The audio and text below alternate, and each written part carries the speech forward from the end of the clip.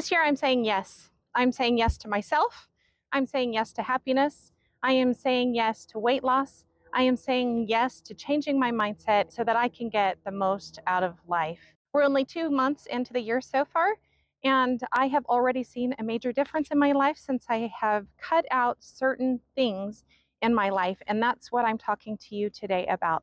Hi, I'm Caroline Angeles, and I'm in the middle of a major life change.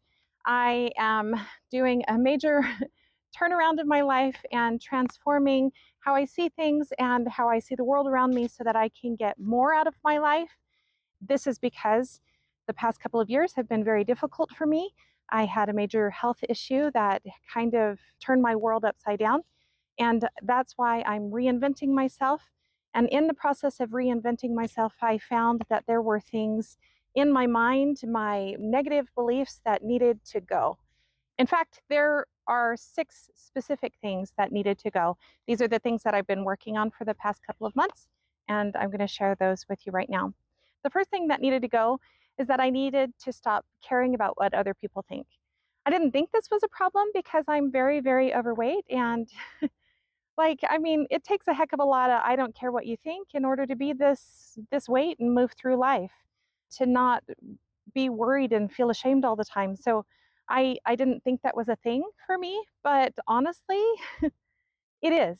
I do care about what people think, or I have cared about what people think, and that does not help me at all.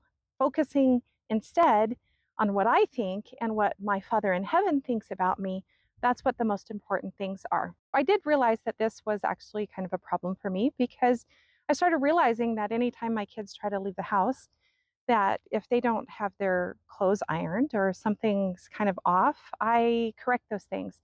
And I find myself, especially when they were little and they had mismatched clothes and they had hair uncombed and wrinkly clothes, I found myself saying things like, I'm not going to have people thinking that I'm a bad mom. That clearly says that I was being caught up in what other people think. Well, it is really good for us to have good personal hygiene. That's not what I'm talking about. I mean, just in the fact that why weren't my words saying things more like, you need to take better care of yourself, you need to feel good about yourself so that you're representing yourself with the way that you dress.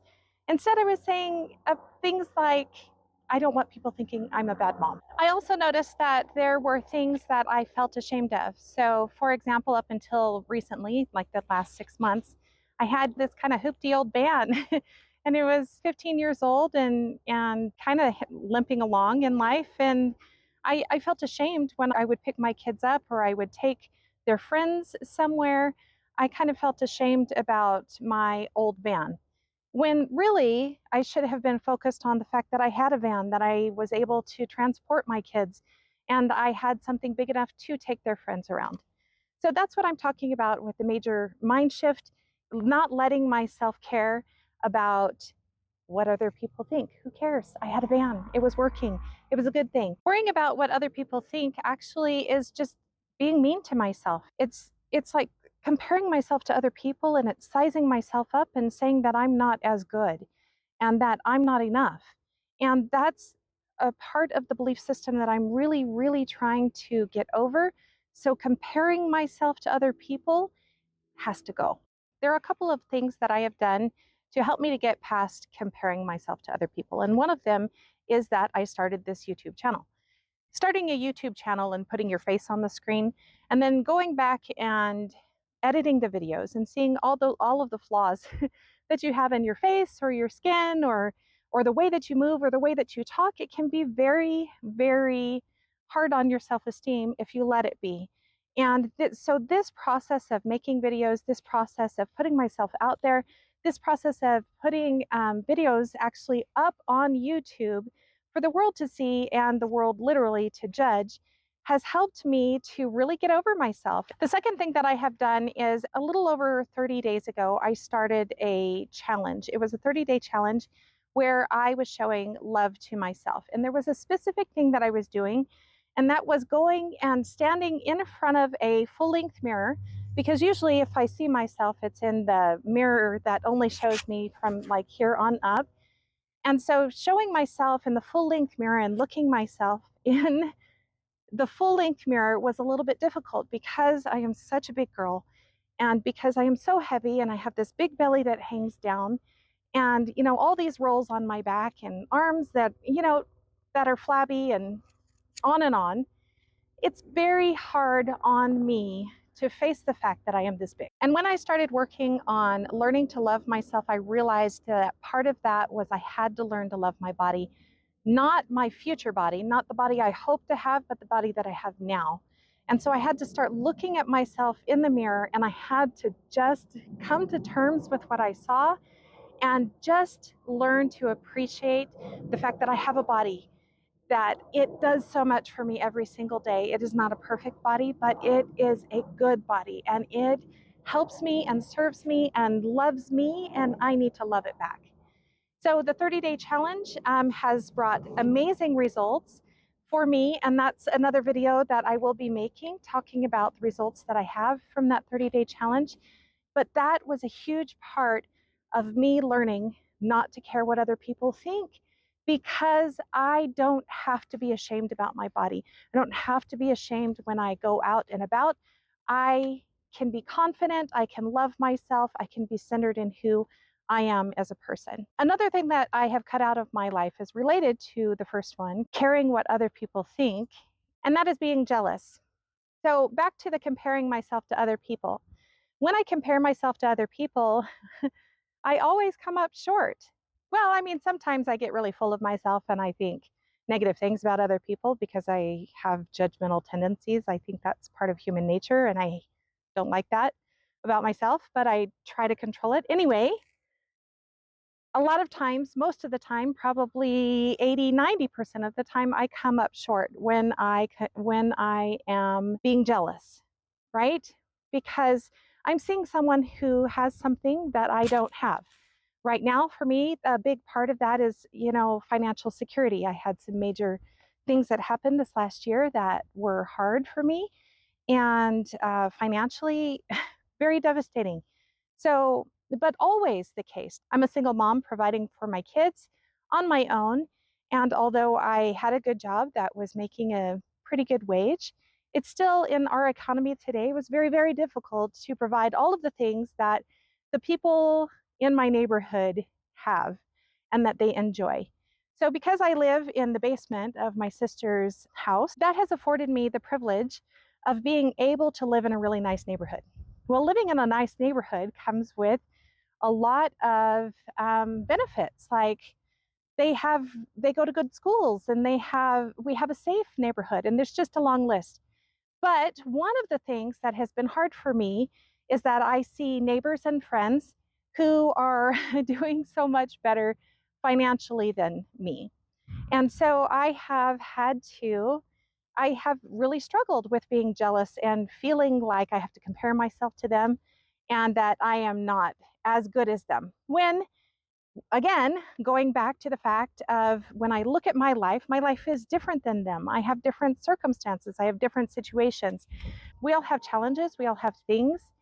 And just looking at another person and realizing that they have their stuff too, even if on the outside it looks like they don't. So I have really worked the past couple of months, especially at knocking it off, cutting it out, stopping the jealousy, stop looking at other people and feeling like I wish that I had what they had. And that doesn't just go to finances, it goes to body, especially body and beauty and all of the things that we can make ourselves feel jealous about when we look at other people that we feel like we don't have what they have and we want.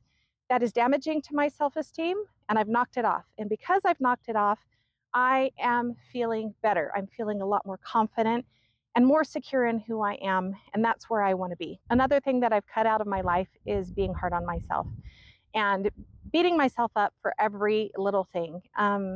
Blaming myself, I guess you would call it. So I blame myself when somebody else in the room doesn't feel good. I blame myself when I make a mistake. I blame myself for things that haven't even happened yet. I have a very strong tendency to be very hard on myself and to criticize myself. And these last couple of months, I have really worked on getting rid of that so that I can be free, because feeling like you're responsible for everybody's happiness, feeling like you're responsible for any little thing that goes wrong, or, being hypersensitive to maybe the possibility of even things going wrong. It's torture, and it just traps you in this never ending cycle of always trying to guess and trying to be someone that people want you to be, and trying to be something and perform. I guess the word is perform, right? Like, to act in a way that is pleasing and helpful to other people, instead of just being myself and being okay with being myself and being secure with being myself. I know that this list that I'm giving you, that I'm talking about today, is a lot of negativity, but that's exactly why I'm in the middle of a mindset shift. It's exactly why I'm trying to get rid of all these negative beliefs. I didn't even know that they were there. But when I took a good look at how I live my life and the things that are coming out of my mouth and the things that I'm feeling sad about, I realized that a lot of it came down to these negative beliefs that were driving certain behaviors. And these behaviors have to go. One of those is saying, I can't. Saying, I can't all day long. I can't do this, I can't do that. And a lot of that has come from being overweight. Ever since I was very young, especially as a teenager, I excused myself from all kinds of activities because I couldn't do them because of my weight. And in reality, being overweight is harder, and it makes it hard for us to do certain things. But on the other hand, I do see that there's a lot of people out there who, despite their weight, they get on with life. They keep living. They keep moving forward. They enjoy themselves and they move forward. Another part of me saying I can't is because I have a torn meniscus, and that is making it very difficult for me to get around. In fact, standing here doing this video right now, you probably see me shifting back and forth, is very hard on my knee. So, yes, there are things that I cannot do because of my physical limitations. But on the other hand, I have used that as an excuse to get out of even trying a whole bunch of different things that would benefit my life if I would just do them. Another thing that I have given up is second guessing myself, just questioning the decisions that I make and being too quick to turn around and decide that, no, that's not working, I have to do something else, there's something better, I'm not working hard enough, or I need to change this up. And so second guessing my decisions after I've taken the time to think them through, after I've taken the time to pray about them, after I've taken the time to research or study or make the decision in the first place, I have stopped second guessing myself. It's why I'm still here on YouTube. I had really started second guessing myself on YouTube, just feeling like, there's people that are prettier and smarter. Again, the comparing thing. There's people that are having faster success than me, and feeling like this is not the way that I need to go to reach the goals that I have for myself. But I stopped it. And that's why I'm still here. I'm still making these videos. I'm still trying. I'm still moving forward. And stopping that behavior of giving up on myself is liberating. It helps me to feel better and to feel more confident. And I am so grateful that I have stopped giving up on myself. And the last thing that I want to talk about is the biggest thing, which I kind of have talked about all during this video, and that's giving up and that's giving up I can't even say the word. And that's giving up negativity. I had no idea that I was such a negative person. I thought that I was Little Miss Sunshine, which is kind of funny because I remember back in high school, no, not high school, in college, I remember that there was this guy in college. He was a roommate, or no, I had a roommate who had a friend that was over, and we were talking for a little while, and he made a comment that has actually stuck with me through all of these years. And he said, "You are the most happily depressed person I've ever met." And and that's true. I think that I don't want to be a depressed person. I don't want to feel bad. I don't want to be negative. I know that I would feel better if I were not that way. And so my entire life, I have fought against this tendency to be negative, this tendency to expect the worst, this tendency to believe that I'm not good enough, that I don't deserve what other people have.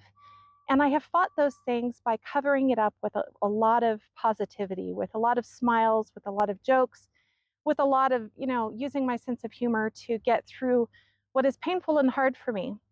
And so stopping the negativity, putting into it, getting control of my thoughts, getting control of, if there's a thought that comes into my head that isn't serving me, if there's a thought that comes into my head that makes me feel bad, I don't even entertain that thought anymore. I just shoo it out. I just get rid of it. And it's like I kind of picture like having a switch in my brain. I flip the switch and I flip it to positive so that I can keep moving forward and I can build a better life for myself. None of these things is easy. None of these things, just because we say that we don't want to do them anymore, or we don't want them to be a part of our lives, just magically disappears. They don't just go away. It takes work, and it takes practice, and it takes consistency. And that is, the other thing that I am working on is just being consistent in giving myself grace when I'm not perfect. My glasses are steaming up. in giving in giving myself grace when I'm not perfect, in giving myself grace and time to learn, and time to level up my thinking, and time to become a better person every single day, step by step, little by little.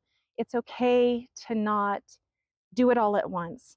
So these are the things that I have cut out of my life. They have made a huge difference for me just in 2 months. And I expect that continuing with these things and being consistent with these things are going to bring even better results. I hope that you have gotten value out of what I have discussed. Maybe you're kind of struggling with some of the same things, and maybe these are some things that you are wanting to cut out of your life too. Please like my video, please subscribe so that we can stay connected. Take care of yourself, and I'll see you soon.